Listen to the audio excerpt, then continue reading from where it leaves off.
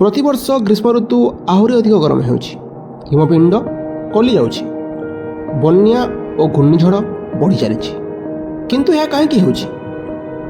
ଏହାର ମୁଖ୍ୟ କାରଣ ହେଉଛି କ୍ଲାଇମେଟ୍ ଚେଞ୍ଜ ଓ ଗ୍ଲୋବାଲ୍ ୱାର୍ମିଂ। ଆଜିର ଏହି ଭିଡ଼ିଓରେ ଆମେ ଗ୍ଲୋବାଲ୍ ୱାର୍ମିଂ କ'ଣ, କ୍ଲାଇମେଟ୍ ଚେଞ୍ଜ କ'ଣ, ଏହାର କାରଣ, ପ୍ରଭାବ ଓ ସମାଧାନ ବିଷୟରେ ଡିସ୍କସନ୍ କରିବା। ଗ୍ଲୋବାଲ୍ ୱାର୍ମିଂର ଅର୍ଥ ହେଉଛି ପୃଥିବୀର ସାଧାରଣ ତାପମାତ୍ରା ବଢ଼ିଯିବା। ଏହା ହୁଏ କାରଣ ବାତାବରଣରେ କିଛି କ୍ଷତିକାରକ ଗ୍ୟାସ୍ ତାପକୁ ଧରି ରଖେ। ଏହି ଗ୍ୟାସ୍କୁ ଗ୍ରୀନ୍ ହାଉସ୍ ଗ୍ୟାସେସ୍ ବୋଲି କୁହାଯାଏ, ଯେପରିକି carbon dioxide, methane, nitrous oxide. ଏହି ଗ୍ୟାସ୍ ଗୁଡ଼ିକ ବଢ଼ିଗଲେ ପୃଥିବୀରେ ଆହୁରି ଗରମ ବଢ଼ିଯାଏ। ଗ୍ରୀନ୍ ହାଉସ୍ ଇଫେକ୍ଟ ସାଧାରଣତଃ ସୂର୍ଯ୍ୟର ଆଲୋକ ପୃଥିବୀକୁ ଆସେ ଏବଂ କିଛି ତାପ ପୁଣି ଅନ୍ତରୀକ୍ଷକୁ ଫେରିଯାଏ।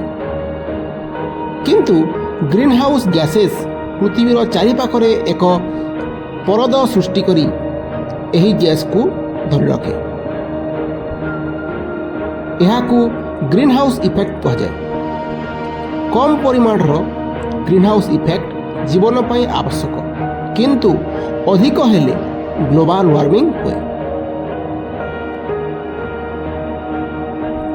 ଏବେ ଜାଣିବା ଗ୍ଲୋବାଲ୍ ୱାର୍ମିଂର ମୁଖ୍ୟ କାରଣ କ'ଣ। ପ୍ରଥମ କାରଣ, କୋଲ୍, ପେଟ୍ରୋଲ ଓ ଡିଜେଲ ଭଳି ଫସିଲ୍ ଫ୍ୟୁଏଲ୍ ପୋଡ଼ା ହେଉଛି।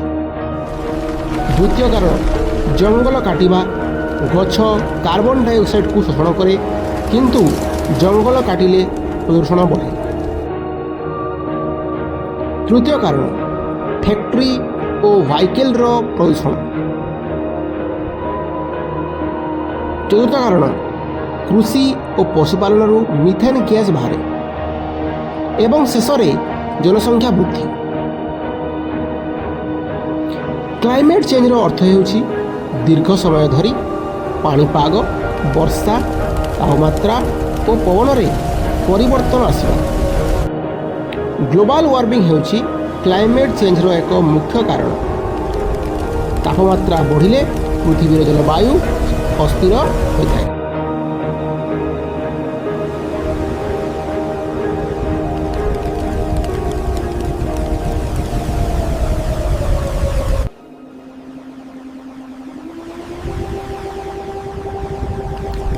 କ୍ଲାଇମେଟ୍ ଚେଞ୍ଜ ସମଗ୍ର ପୃଥିବୀକୁ ପ୍ରଭାବିତ କରୁଛି।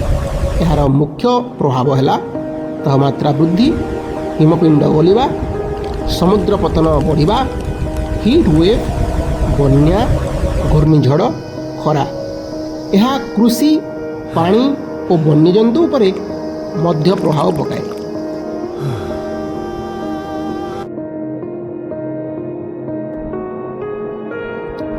ଭାରତ ମଧ୍ୟ କ୍ଲାଇମେଟ୍ ଚେଞ୍ଜ ଦ୍ୱାରା ଅଧିକ ପ୍ରଭାବିତ ହେଉଛି, ଯେପରି ଭୟଙ୍କର ଗରମ, ଦୁର୍ବଳ ମନସୁନ୍, ବନ୍ୟା, ପାଣିର ଅଭାବ, ଫସଲ ନଷ୍ଟ। ଓଡ଼ିଶା, ଆସାମ, କେରଳ ଓ ମହାରାଷ୍ଟ୍ର ଭଳି ରାଜ୍ୟରେ ଏହାର ପ୍ରଭାବ ଅଧିକ ଦେଖାଯାଏ।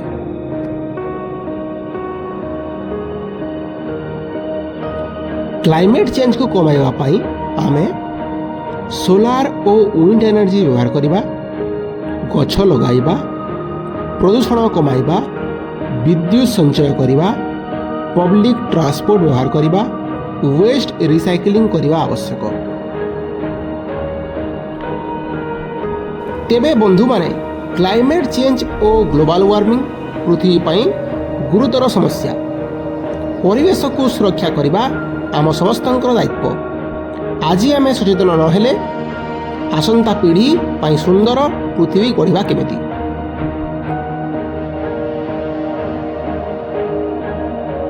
ଭିଡ଼ିଓଟିକୁ ସମ୍ପୂର୍ଣ୍ଣ ଭାବେ ଦେଖିଥିବାରୁ ଧନ୍ୟବାଦ।